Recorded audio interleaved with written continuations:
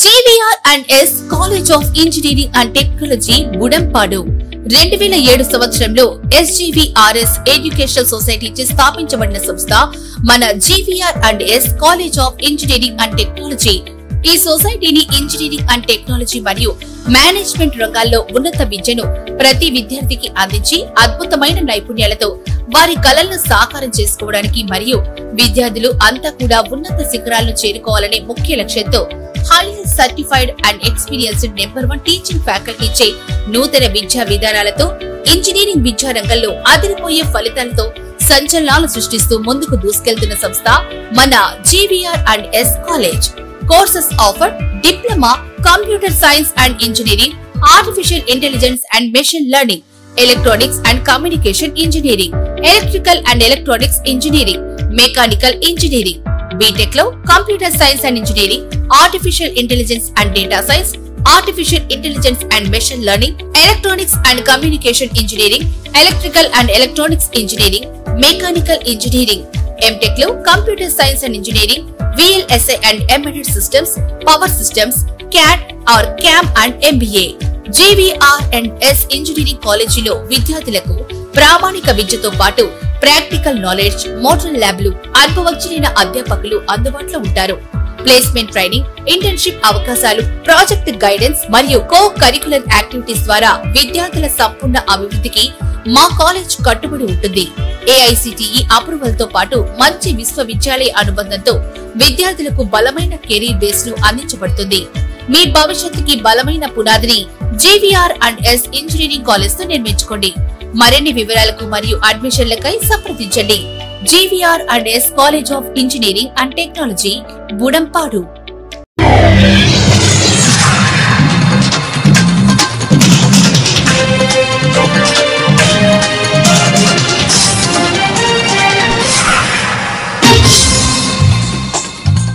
నమస్కారం, city news కి స్వాగతం. ఈనాటి వార్తా విశేషాలు.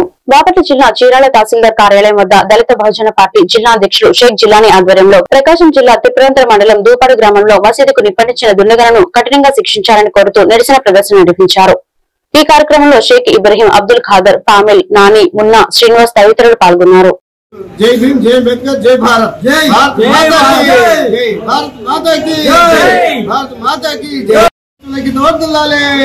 ప్రకాశం జిల్లా తిరుపతి రూపంలో మసీదు తలపెట్టిన దుండగులను వెంటనే కాపాడుకుందాం. భారత రాజ్యాంగాన్ని హిందూ ముస్లిం క్రైస్తవుల ఐక్యత వర్ధిల్లాలి, హిందూ ముస్లిం క్రైస్తవుల ఐక్యత వర్ధిల్లాలి.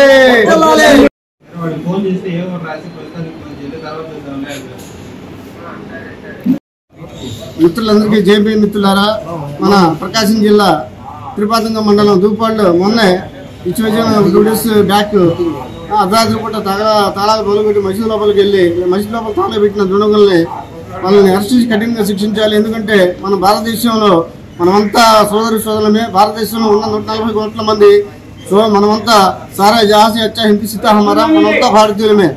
కానీ గీతలో శ్రీకృష్ణ పరమాత్మ సర్వే జన సుఖమే భవంతు అంటే అంతా మానవులంతా ఒకటే, మనకి కులాలేదు, మనమంతా భారతీయులమే.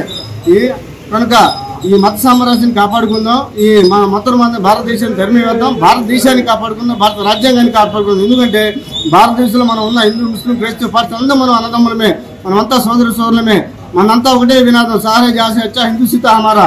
ఎందుకంటే భారత్ మాతాకి జై. ఎందుకంటే మనమంతా భారతీయులం, భారతదేశంలో పుట్టాం కాబట్టి మనమంతా భారతీయులమే. ఎందుకంటే ఈ మత సామ్రాజ్యాన్ని కాపాడుకుందాం, భారతదేశాన్ని ఈ మత చాంద్రమాన్ని భారతదేశాన్ని తరిమివేద్దాం, భారతదేశాన్ని రక్షించుకుందాం, భారత రాజ్యాన్ని కాపాడుకుందాం. లేకపోతే ఈ రోజుల్లో మీరు చూస్తూనే ఉన్నారు, భారతదేశంలో ఏ రాష్ట్రంలో చూసినా దళితుల మీద, దళిత సోదరుల మీద, ముస్లిం మైనార్టీల మీద, బీసీల మీద దాడులు చేస్తున్నారు, అత్యాచారాలు చేస్తున్నారు, కేసులు పెడుతున్నారు. మిత్రులారా, ఇది చాలా దారుణం.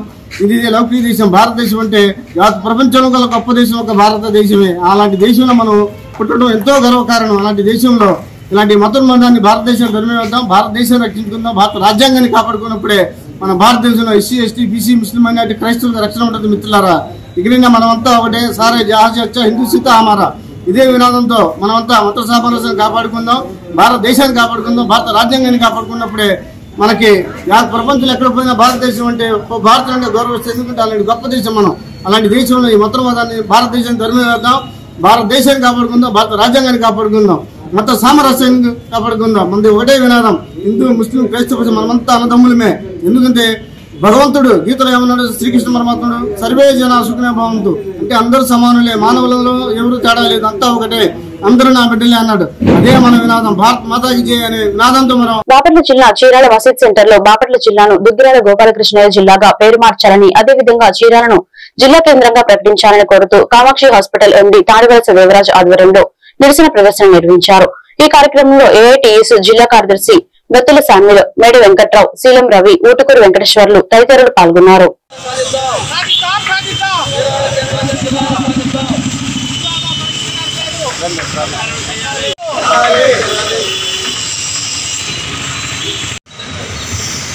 బాపట్ల జిల్లాలో ప్రస్తుతం కొనసాగుతూ ఉన్నాం.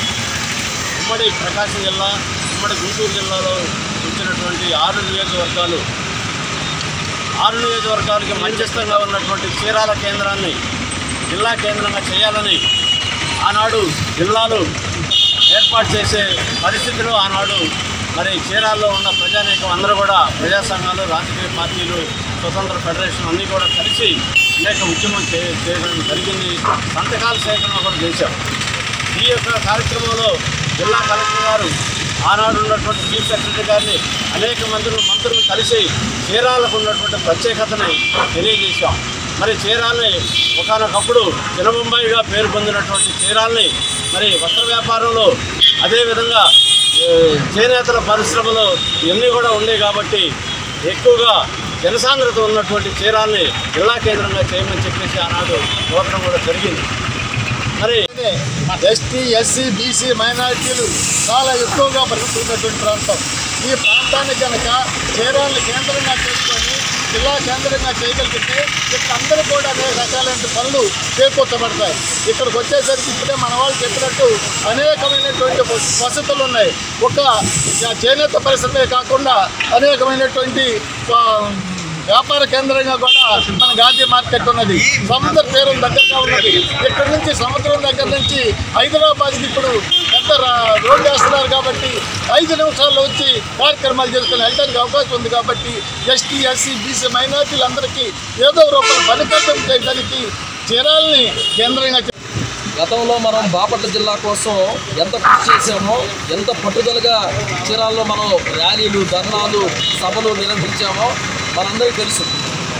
అయితే చీరాల కోసం మాట్లాడేటువంటి సరైన నాయకత్వం లేకపోవడం వల్ల మాత్రమే బాపట్లకి జిల్లా కేంద్రం వెళ్ళింది.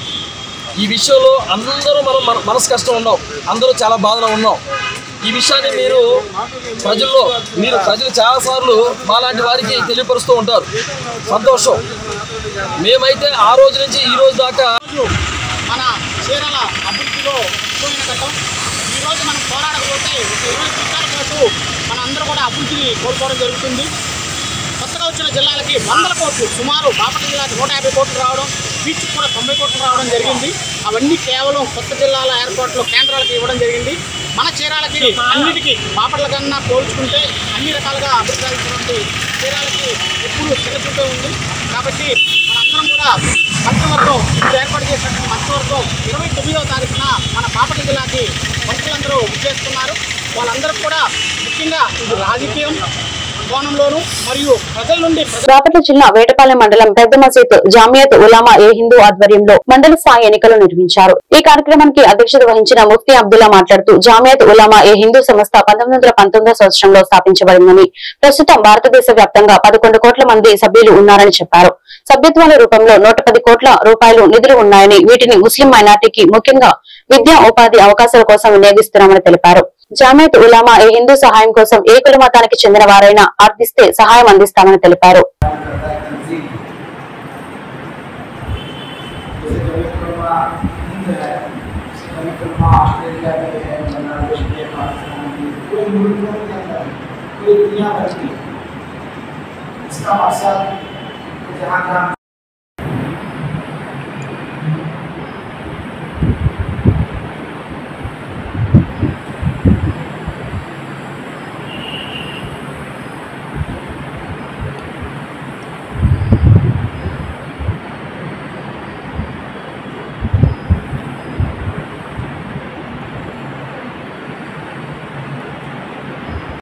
रहमतुल्लाहि व बरकातुहू। జమియతుల్ ఉలమా బాపట్ల డిస్టిక్ మీ అందరికీ తెలిసిందే. జమియతుల్ ఉలమా బాపట్ల డిస్టిక్ ఎన్నికలు జరుగుతున్నాయి. బాపట్ల డిస్టిక్ ఎన్నికల ఇన్ఛార్జ్గా ముఫ్తీ అబ్దుల్లా బేగ్ చందోల్ ఈరోజు వేటపాలెంలో 18/8/2025 ఉదయం 10:30కి మేము ఇక్కడికి వచ్చాం. అల్హమ్దులిల్లా జమియతుల్ ఉలమా ఇక్కడ 2500 మెంబర్షిప్ జరిగి ఉంది. దీన్ని బట్టి అందరు కలిసి కార్యవర్గ కమిటీ మేము ఏర్పాటు చేసుకున్నాం. అల్హమ్దులిల్లా మన హాఫీజ్ అనస్ గారు ప్రెసిడెంట్గా और मुस्तफ़ा गारू और जिलानी गारू वाइस प्रेसिडेंट गा और सेक्रेटरी जॉइंट सेक्रेटरी ఇలా 21 మంది కమిటీ కార్యవర్గ కమిటీని మేము ఎన్నుకున్నాం. అల్హమ్దులిల్లా కమిటీ ఏర్పాటైంది. ఈ జమియతుల్ ఉలమా వేటపాలెం మేము జమియతుల్ ఉలమా యొక్క ఉద్దేశాన్ని చేసుకుంటూ అందరినీ కుల మత భేదాలు లేకుండా ప్రతి ఒక్కరిని హిందూ ముస్లిం సిక్ ఈసాయి ఆపస్ మే భాయి భాయి అనే నినాదంతో అందరినీ తీసుకెళ్తూ ఎవరికి ఎటువంటి నష్టం చేయకుండా ప్రతి ముస్లింలకి హిందువులకి ప్రతి ఒక్కరి ఎటువంటి ఆపద వచ్చినా జమియతుల్ ఉలమా వేటపాలెం ముందు ఉండి మేము ఆదుకుంటామని ఈ సభాముఖంగా మేమందరినీ తెలియజేస్తున్నాము. అస్సలాము అలైకుం వరహ్మతుల్లాహి వబరకాతుహు. ఉచిత బస్సుల వల్ల ఉపాధి కోల్పోతున్న ఆటో డ్రైవర్లకు వాహన మిత్ర పథకం ద్వారా 25,000 ఇవ్వాలి. ఉపాధి కోల్పోయిన ఆటో డ్రైవర్లకు ప్రభుత్వం అన్ని విధాలా ఆదుకోవాలని సిఐటియు బాపట్ల జిల్లా అధ్యక్షులు సిహెచ్ మణిలాల్ బస్టాండ్ వద్ద నుండి ఆటో డ్రైవర్ల ఆటోలతో రేపల పట్టణంలో ప్రదర్శన నిర్వహించి తహసీల్దార్ కార్యాలయంలో వినతి పత్రం అందజేయడం జరిగింది. ఈ సందర్భంగా ఆయన మాట్లాడుతూ రాష్ట్ర ప్రభుత్వం తీసుకొచ్చిన మహిళలకు ఉచిత బస్సు ప్రయాణం ఆటో డ్రైవర్ల జీవనోపాధిపై తీవ్ర ప్రభావం చూపుతుంది. కావున ఆటో డ్రైవర్లకు వాహన మిత్ర పథకం ద్వారా సంవత్సరానికి 25,000 ఇచ్చి తక్షణం ఆదుకోవాలి. చదువుకున్న యువకులు గత 15 సంవత్సరాల కాలం నుండి ఆటో డ్రైవర్లుగా జీవనం పొందుతున్న అనేక మంది ఉపాధి కోల్పోతున్నారన్నారు. అనేక మంది గతంలో ప్రభుత్వమే చదువుకున్నటువంటి వాళ్ళకి ఉపాధి అవకాశాలు కల్పిస్తున్నాము, చదువుకున్నటువంటి వాళ్ళు ఉద్యోగాలు లేవు కాబట్టి ఆటోలు తీసుకుంటే మేము సబ్సిడీ ఇస్తాము అనే పద్ధతిలో గత 20 ఏళ్ల కాలం నుంచి రాష్ట్రంలో అనేక మంది యువకుల చేత ఆటోలు కొనుగోలు చేయించారు. 20 ఏళ్ల క్రితం ఆటో కొనుగోలు చేసినప్పుడు వయసు 30 సంవత్సరాలు ఉంటే ఒక ఆటో డ్రైవరు ఈరోజు 50 సంవత్సరాలు వచ్చినాయి. ఈ 50 సంవత్సరాలు వచ్చేటువంటి కాలంలో ఆయన కుటుంబము, ఇల్లు, పిల్లల చదువులు, పెళ్లిళ్ళు అన్నీ కూడా ఈ ఆటో నడపడం ద్వారానే జీవనం గడుపుతా ఉన్నాడు. ఇప్పుడు 50 ఏళ్ళు వచ్చిన తర్వాత ఆటో డ్రైవర్లకి మరణ శాసనం లాగా ఈరోజు ఉచిత బస్సుల్ని రాష్ట్ర ప్రభుత్వం పెట్టింది. ఉచిత బస్సులకి ఆటో డ్రైవర్లు కానీ సిఐటి కానీ ఎవరు వ్యతిరేకం కాదు. కానీ ఒక పథకాన్ని ప్రవేశపెడుతుంటే ఈ పథకం వల్ల ఎవరు నష్టపోతున్నారో వాళ్ళని ఆదుకోవడం కోసం ప్రభుత్వాలు సరైనటువంటి నిర్ణయాలు చేయలేదు. ఈ పథకం అమలుకు ముందే గౌరవ ముఖ్యమంత్రి గారు మేము రాజకీయ విమర్శలు చేయటం లేదు, నూతన ప్రభుత్వం ఉన్నటువంటి చంద్రబాబు నాయుడు గారు ఆగస్టు 15 ఉచిత బస్సులప్పుడే ఆటో కార్మికులను ఆదుకోవడానికి ఆటో కార్మికులకి ఉపాధికి ఇబ్బంది లేకుండా నష్టపరిహారం ఇస్తామని చెప్పేసి ప్రకటన చేశారు. కానీ ఆగస్టు 15 ఉచిత బస్సు ప్రకటించారు. ఆటో కార్మికులకి ఏ ఒక్క రూపాయి కూడా ప్రకటన చేయలేదు. ఇతర రాష్ట్రాల్లో కొద్ది గొప్ప ఆదుకుంటా ఉన్నారు. ఇప్పుడు ఏం చెప్తా ఉన్నారంటే చదువుకున్నటువంటి యువకులు ఎవరైతున్నారో ఆటో డ్రైవర్లు వీళ్ళకి 20 లక్షల ఉద్యోగాలు మేము కల్పిస్తామని చెప్తా ఉన్నారు. ఇప్పుడు 50 సంవత్సరాలు వచ్చినటువంటి వాళ్ళకి ఏం ఉద్యోగం ఈరోజు ప్రభుత్వంలో కల్పిస్తారని మేము ప్రశ్నిస్తా ఉన్నాం. అట్లానే ఈరోజు క్యాబినెట్ లో మేము చర్చిస్తాము, ఆటో కార్మికులు ఆదుకోవడం కోసం నిర్ణయం చేస్తామని చెప్తా ఉన్నారు. ఇప్పుడు 14 మాసాలు ప్రభుత్వం వచ్చి గడిచింది. ఉచిత బస్సు ఇప్పుడు అమలు చేస్తున్నారు. మీరు ఉచిత బస్సు అమలు చేయడం ద్వారా ఇప్పటికే రైల్వే స్టేషన్లకు దగ్గరగా ఉన్నటువంటి బస్ స్టాండ్లకు దగ్గరగా ఉన్నటువంటి ఆటో కార్మికులకి ఉపాధి దొరకటం లేదు, టికెట్లు రావటం లేదు. ఆటోలు తిరగకపోతే ఆటోలు ఎవరైతే ఉపాధి పొందుతా ఉన్నారో వీళ్ళు కిస్తీలు కట్టలేక నెలకి 7,000 రూపాయల నుంచి 10,000 రూపాయల కిస్తీలు కట్టాలి. ఈ కిస్తీలు కట్టలేక ఆత్మహత్యలే సరైన పరిస్థితిని ఎట్టబడుతున్న పరిస్థితి ఉంది. అందుకని అట్లాంటి పరిస్థితులు రాకుండా ఈ రాష్ట్ర ప్రభుత్వం ఆటో కార్మికులను ఆదుకోవాలి. దివ్యాంగుల పెన్షన్ అప్పీల్ ప్రక్రియకు అనర్హులుగా నోటీస్ అందుకున్న వారు తాము అర్హులమని భావించినట్లయితే మరలా అర్జీని మండల పరిషత్ అధికారికి అందజేయాలని కార్యదర్శి సునీత అన్నారు. కర్లపాలెం పంచాయతీ కార్యాలయంలో సమావేశం నిర్వహించారు. ఈ సందర్భంగా సునీత మాట్లాడుతూ కర్లపాలెం పంచాయతీలో మొత్తం 157 వికలాంగుల పెన్షన్లు ఉన్నాయన్నారు. 61 మందికి పైగా నోటీసులు అందుకున్నారన్నారు. నోటీసులు అందుకున్న వారు అర్హులమని భావించినట్లయితే పాత సవరణ కార్డు, ఆధార్ కార్డు నోటీస్ తీసుకుని నెలలోపు అర్జీ పెట్టుకోవాలని సూచించారు. ఈ కార్యక్రమంలో వెల్ఫేర్ అసిస్టెంట్ కార్తిక్ తదితరులు పాల్గొన్నారు.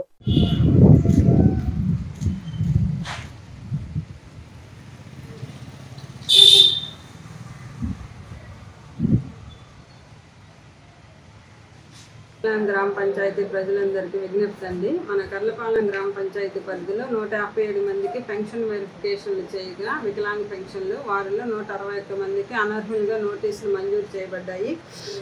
వీరేం చేయాలంటే మళ్ళీ తిరిగి వాటిని పొందాలంటే వీరు తమ పరిధిలోనంటే బాహంపట్ల గవర్నమెంట్ హాస్పిటల్కి వెళ్ళి డాక్టర్ గారి చేత మాన్యువల్గా వికలాంగ ధృవీకరణ పత్రం తీసుకొని దానితో పాటు పాత సదరం సర్టిఫికెట్ కూడా తీసుకొని వారి యొక్క ఆధార్ కార్డు ఈ మూడింటిని మండల పరిషత్ కార్యాలయం కర్లపాలెం నందు సమర్పించవలసిందిగా తెలియజేస్తున్నాం. ఇట్లా సమర్పించిన వల్ల వాళ్ళకి తిరిగి మళ్ళీ పెన్షన్ రీమంజూరు చేయుటకు అవకాశం కల్పించబడుతుంది.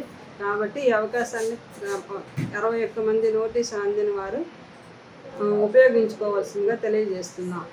ఎట్లా చేయాలంటే వీళ్ళకి నోటీస్ అందిన 30 రోజుల లోపు ఎంపీడీఓ కార్యాలయంలో గవర్నమెంట్ డాక్టర్ సర్టిఫికెట్ ప్లస్ పాత సదరం సర్టిఫికెట్ ప్లస్ ఆధార్ కార్డు ఈ మూడింటిని ఆ నోటీస్తో పాటు ఎంపీడీఓ కార్యాలయంలో అందజేయవలసిందిగా తెలియజేస్తున్నాం. ఈ అవకాశాన్ని 61 మంది కూడా ఉపయోగించుకోవాల్సిందిగా తెలియజేస్తున్నాం. పల్నాడు జిల్లా గురజాల నియోజకవర్గం దాచేపల్లి పట్టణంలో మాజీ సర్పంచ్ తంగెళ్ల శ్రీనివాసరావు పుట్టినరోజు వేడుకలు జరుపుకున్న అభిమానులు దాచేపల్లి మోడల్ స్కూల్లో మాజీ సర్పంచ్ తంగెళ్ల శ్రీనివాసరావు అభిమానం ఆధ్వర్యంలో పుట్టినరోజు వేడుకలు ఘనంగా నిర్వహించారు. ఈ కార్యక్రమంలో పాల్గొన్న మాజీ సర్పంచ్ తంగెళ్ల మాట్లాడుతూ తన పుట్టినరోజు సందర్భంగా 750 మంది విద్యార్థులకు పులిహోర స్వీట్ హార్ట్ పంపిణీ చేశామన్నారు. అనాథాశ్రమంలో కేక్ కట్ చేసి పలు సేవా కార్యక్రమాలు నిర్వహించారు.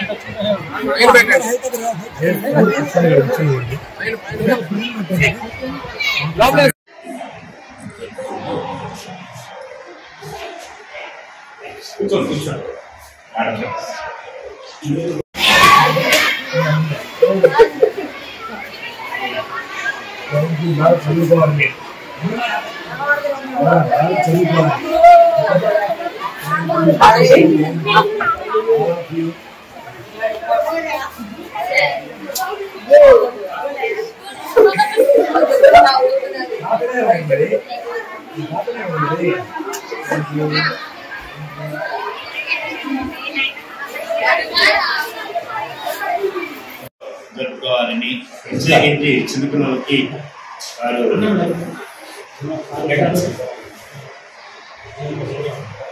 వారు చిన్నపిల్లలకి పెంచి ఆనందపడాలని సంతృప్తి పడాలని వారు వచ్చారు. వారి పెద్ద మనసుకి ఎంతో కృతజ్ఞతలు తెలియజేస్తున్నాం.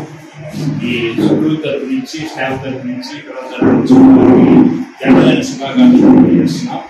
మరి కలకాలం ఆయురారోగ్యాలతో వర్ధిల్లాలని సంతోషంగా ఉండాలని ఈ వార్తలు ఇంతటితో సమాప్తం. మరొక బులెటిన్లో మళ్ళీ కలుద్దాం. నమస్కారం.